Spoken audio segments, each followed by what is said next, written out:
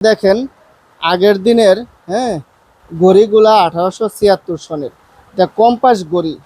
হ্যাঁ, তারপরে এই যে 1875 সালের, হ্যাঁ, এটা এখনো চলমান।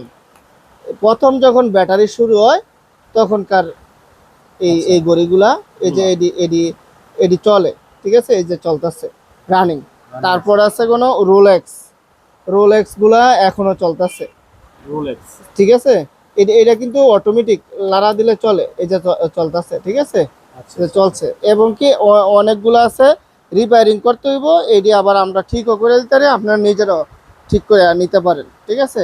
আর এইগুলা হচ্ছে আপনার 3500 টাকা করে, ঠিক আছে, 3500, 3200, 3500 না, 3200 টাকা 3200। করে।